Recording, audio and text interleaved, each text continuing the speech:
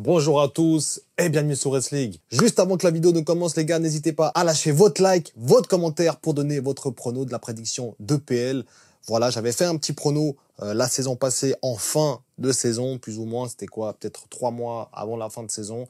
Voici le prono. J'avais fait donc 2 erreurs. Il y avait juste à inverser Chelsea et Nottingham. Je voyais Nottingham faire le gros coup, faire la grosse surprise. Au final, non, ils se sont effondrés en fin de saison et Chelsea, eux, ont maintenu une continuité plutôt positive. Donc voilà le classement que j'avais prédit la saison passée. On va passer directement au classement de cette saison 2025-2026. Je vais faire que le Big 6. La dernière fois, j'avais fait 7 équipes. Là, je vais en faire que 6 du coup.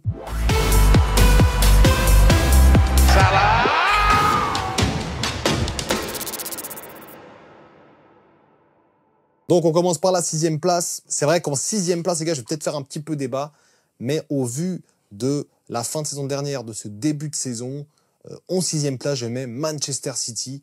Je ne les vois pas être top 5 cette saison. Pour la simple et bonne raison que leur début de saison est quand même assez catastrophique. Quand tu es Manchester City, que tu as toujours été habitué à gagner, que 2 défaites, c'est peut-être le nombre de défaites que tu avais sur une saison complète il y a 2-3 ans. Aujourd'hui, c'est juste pas possible. City est vraiment en sous-régime. Le jeu n'est pas si mauvais, mais il n'arrive pas à sortir le ballon comme il le faisait il y a 2-3 ans, sous la pression des attaques adverses. Le milieu de terrain qui arrivait toujours à trouver des solutions. Là, cette saison, ça devient de plus en plus compliqué. Peut-être que le départ de De Bruyne, mine de rien, fait beaucoup de mal et que dès lors que De Bruyne était blessé, on a senti quand même un City bien amoindri et quand il est revenu, il était plus en forme. Et du coup, on a quand même senti un City beaucoup moins fort, beaucoup moins dominant. Et je pense que cette saison, ça sera peut-être l'année de trop pour Guardiola. Et je les vois 6e tout de même. Donc voilà. N'hésitez pas à me dire en commentaire, vous, où vous voyez City sur le classement. En tout cas, moi, je les vois 6e. En 5e position, les gars, je vois donc Manchester United. Alors là, franchement, les gars, c'est vraiment un prono assez pimenté dans le sens où beaucoup de gens les voient encore dans les 10e places. Moi, je les vois top 5. Ok, le début de saison est pas bon. Voilà, tu as une défaite, tu as une victoire, et une victoire quand même très compliquée contre Burnley, le promu, et tu as un match nul. Globalement, il y a quand même des bonnes phases de jeu. Contre Burnley, il y a quand même eu un petit manque de chance, même si la défense, en général, n'arrive pas très bien à se gérer. Et étant donné que Manchester United ne joue pas les Coupes d'Europe, joue que les Coupes nationales, beaucoup d'équipes vont laisser des plumes en Champions League, etc. Donc pour moi, je les vois 5e. Je les vois pas perdre un match contre City. Je vois faire une victoire et un match nul. Donc contre un concurrent direct pour la 5e place. Voilà, pour moi, Manchester United vont faire un gros coup. Quand on voit leur jeu cette saison, il y a eu de très bonnes choses, notamment contre Arsenal. Après, Arsenal jouait le bus, jouait les coups de pied arrêtés, mais je trouve que Manchester United, cette saison, ont montré un meilleur visage que toute la saison dernière, en 3 matchs. Même si c'est pas incroyable, même s'il y a encore beaucoup de travail, je les vois quand même être dans le top 5 de Première Ligue. En 4e position, je vois Tottenham, les gars. Tottenham qui fait un quand même très bon début de saison avec Thomas Frank qui vient de Brentford. Après, ils ont fait un mauvais match contre Bournemouth. Après, est-ce qu'on peut dire que c'est un mauvais match ou est-ce que Bournemouth a vraiment fait un bon match? Voilà, ça c'est aussi un débat à avoir. Mais après, je trouve que Bournemouth a sorti une des plus belles prestations de Première Ligue cette saison contre Tottenham au Tottenham Hotspur Stadium. Donc, dans la majorité, je vois quand même Tottenham faire une bonne saison, même si ils ont eu un petit bémol avec Bournemouth. Je pense qu'ils seront un peu plus réguliers, un peu plus pragmatiques que les dernières saisons. Là où avec Postecoglou, c'était peut-être plus compliqué d'avoir une certaine régularité parce que le jeu était quand même assez débridé, même les joueurs, etc. Il y avait quand même beaucoup de blessés.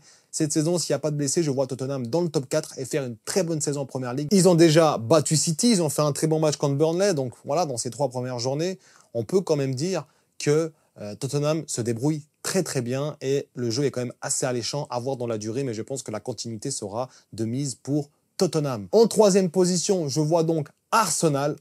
Donc Arsenal pour moi, qui finira 3e pour la simple et bonne raison, ça sera vraiment disputé la course au titre cette saison, mais je vois quand même Arsenal 3e parce que le 2e pour moi est vraiment dans une très très bonne forme, très bonne continuité. Voilà, on va dire tout de suite le 2e, Chelsea, qui pour moi Chelsea fait vraiment un début de saison vraiment très très bon, très convaincant, même si maintenant il y a eu des petits bémols contre Crystal Palace qui est une équipe très compliquée. On voit certains joueurs qui des fois dans certains matchs sont un peu transparents comme Cole Palmer par exemple, mais le recrutement est quand même assez bon. En général, ils ont une bonne continuité. Maresca arrive à poser son jeu. Quand on voit aussi en Coupe du Monde des clubs, voilà, ils ont fini vainqueurs, battent le PSG 3-0 quand même. Donc cette équipe a quand même une âme. On sent qu'ils sont capables de faire plus que la saison dernière et d'être plus réguliers. Ça, c'est quand même un truc qui était problématique chez Chelsea, c'est d'être régulier. Et là, je pense que cette saison, ça sera la saison où ils seront réguliers. Je pense qu'ils vont faire une bonne campagne de Ligue des Champions aussi. Donc, on aura un très gros Chelsea cette saison. Là où je reviens sur Arsenal, du coup, pour moi, Arsenal sera 3e parce que Chelsea, justement, aura plus de continuité et a plus de profondeur de banc. Je m'explique. Même si Arsenal a fait un bon mercato, tout ça, je suis bien d'accord. Chelsea aussi a fait un très bon mercato, mais j'ai l'impression que Chelsea est plus rodé et plus complet, là où Arsenal, dans ce début de saison, nous a montré 3 matchs. Voilà, bon, contre Leeds, ils ont déroulé contre Leeds, mais sinon contre Liverpool et contre Man United, ça a été compliqué. Ça a été compliqué. On sent que quand il y a l'adversité en face, ça devient beaucoup plus compliqué à poser le jeu pour Arsenal. On sent que Chelsea peut gagner n'importe qui. Là où Arsenal, j'ai des petits doutes cette saison. Là, on voit contre Liverpool, ils n'ont vraiment pas réussi à trouver leur jeu, à faire leur jeu. Pour moi, la saison passée, ils avaient un très beau jeu produit avec le jeu, avec ballon, avec les combinaisons de passes, avec Odegaard en forme. Forcément, ça change pas mal. Pour moi, Chelsea montre un meilleur visage qu'Arsenal dans ce début de saison. Alors après, il n'y a que 3 matchs qui sont passés. On sait très bien qu'une saison, c'est très long. Mais pour moi, je vois Chelsea devant Arsenal.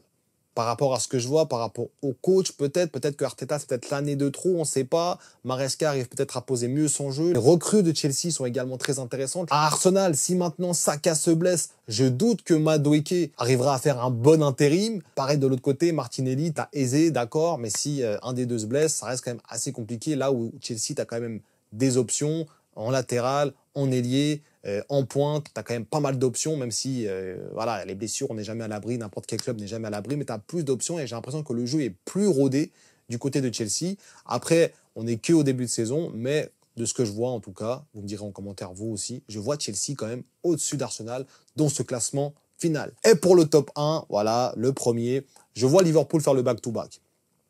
Je vois Liverpool faire le back-to-back. Et sur la chaîne, pour ceux qui me suivent, vous savez que je suis très pessimiste quand il s'agit de Liverpool.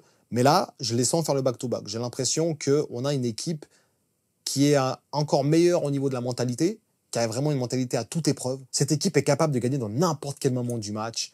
Même s'ils sont menés, ils peuvent revenir, même s'il reste 5 minutes. Tu vois une équipe en fait qui se transcende dans les moments importants. Pour moi, Liverpool sera premier de Première Ligue. Déjà le mercato, mais pas que le mercato, la mentalité, parce que Isaac n'a pas encore joué un match avec Liverpool, qu'on a déjà gagné 3 matchs, dont 2, Newcastle et Arsenal, des concurrents pour l'Europe, pour le top 4, le top 5. Donc, ça laisse présager une très bonne saison pour Liverpool, et je les vois top 1 tout simplement, alors que je suis très pessimiste. Allez voir mes vidéos, quand je parle de Liverpool, en général, je suis plutôt négatif plutôt que positif. Mais là, pour le coup, de ce que je vois des autres équipes de Liverpool, on n'est pas au plein potentiel de Liverpool, mais ils sont capables vraiment de faire quelque chose de très très fort cette saison et de faire le back-to-back. Et bien plus encore, mais ça on en parlera dans une autre vidéo. Donc voilà les amis, je voulais aussi faire une petite mention mémorable à une équipe que je pense sera 7e, ça sera Bournemouth. Je pense que cette saison, malgré qu'ils ont perdu beaucoup de joueurs en défense, quasiment toute leur défense, ils vont quand même faire une très très grosse saison et être en Conference League la saison prochaine. Donc dites-moi en commentaire ce que vous en pensez, mais je pense que Bournemouth sera juste derrière City. Et oui les amis, il y a 2-3 ans, dire ça, c'était une folie, alors que Bournemouth se battait pour la 15e place. Là, on est quand même sur un Bournemouth transcendé. Je ne sais pas ce que vous en pensez, vous me redirez en commentaire, mais moi, je trouve que Bournemouth, ce sera la grosse surprise de cette saison en Première Ligue. Donc, voilà les amis, la vidéo arrive à son terme. Petite vidéo assez courte, assez en détente pour parler un peu du prédiction classement. N'hésitez pas à faire votre prédiction classement aussi en commentaire. Lâchez le petit like, ça fait toujours plaisir et ça m'aide énormément. Nous, on se retrouve très prochainement pour une nouvelle vidéo. D'ici là, prenez soin de vous. Et surtout, n'oubliez pas...